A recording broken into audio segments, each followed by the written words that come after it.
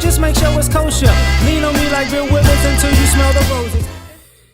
Yo, what's happening, fam? L.A.R. movement still moving. Subscriber died trying. You see the thumbnail. What would the youth do with the money?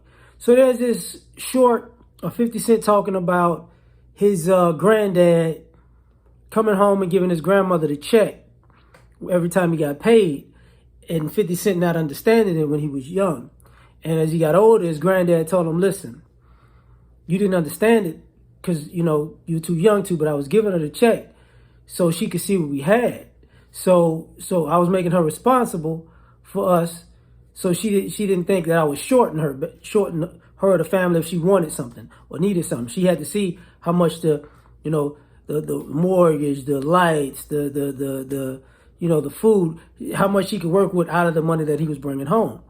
And I think sometimes when we talk about financial literacy in our community, we don't actually make it practical for the kids, because a lot of times these kids have ideas about money like we got a lot of money. Because like when I was growing up, we was broke, but we didn't know we was poor because, you know, that's how it was in the 80s. You know what I'm saying? That's how it was. Like, kids didn't know. Hey, I had a toy I liked. I had friends. Nobody knew that we weren't upper echelon because it wasn't really a big deal. But as we got older, we found out. Like in the 90s, it was like, oh, 2000s, oh, okay. But one of the issues along the way is kids think they got it. You know, parents got all the money in the world, and they don't. And you got these kids nowadays who they have a cell phone, and they don't know what bills actually add up to. So you got to give them a scenario where they have to pay for bills, because young folks like, when I'm grow up, I'm going to be a millionaire and I'm going to buy a big house and a helicopter and a Ferrari and a Lamborghini. I'm going to have an elevator. I'm going to have all the clothes in the world. And I'm going to have like the biggest TV and video game. But it don't get to them like, oh, this is going to cost a lot of money.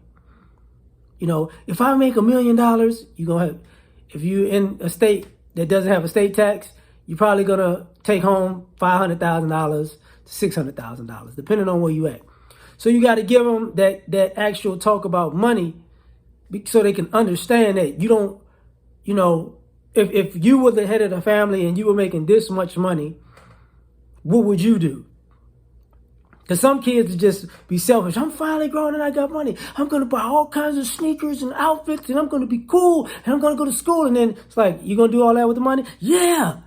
And then the lights are going to get cut off, and the gas is going to get cut off. The water is going to get cut off, and the refrigerator is not going to work, and the food in the refrigerator is going to go bad, and we don't have money for food. And then you just spent all the money on clothes, and then you probably ain't going to, since you don't drive, you don't realize we need money for gas to get places, so we won't probably go anywhere.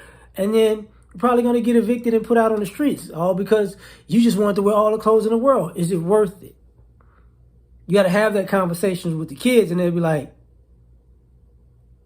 because if you were in charge and it was your responsibility to make sure all these things worked and you had something that you quote unquote wanted or liked, which would you do? Would you get all the stuff you need first and then getting something you want? Or you'll get all the stuff you want first and then don't have all the stuff you need? You see what I'm saying? So, I remember talking to my son about that with money and taxes. Like, I would do this, and I put it on a whiteboard because there's a whiteboard in his room. I'm like, okay, this is how much this is. It's how much that. So how much money you got? That's it. No, it's taxes. You got this much. How much is the house you want? Oh, it's that. Guess what?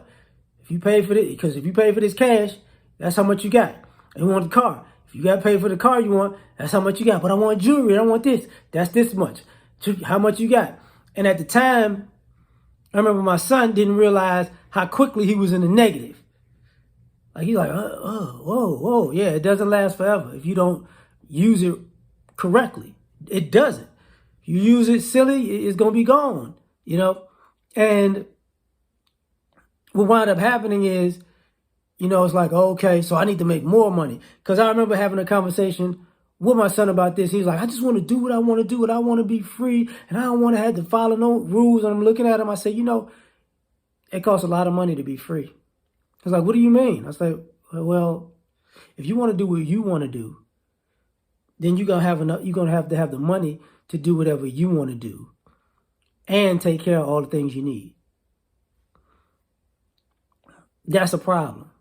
Because to get up and just go do whatever you want to do whenever you want to do it, you got to make sure that the house is paid for, the cars is paid for, the insurance is paid for, all insurances are paid for. You know what I'm saying? All the bills are paid for. And you can do that every month, every year, and the taxes at the end of the year or in the middle of the year, early middle of the year are paid for. You get what I'm saying? It's like, what? What about all that stuff? It's like, yeah, it costs. Freedom costs. Freedom ain't free. So what happens when you should try to make your kids responsible for the money. You ain't got to give them your money per se. You know, don't do that. But give them, okay, if these are all the bills that you would have, because what I did was I let them see what the cost of living was for somebody in his age group. Like if you want an apartment, a car, or this, or that, I was like, this is how much it's costing. And then he was like, what the? It's like, yeah. Is your sneaker collection important now? No, it wasn't. But like, share, subscribe, and die. Try and catch you on the next one. Peace.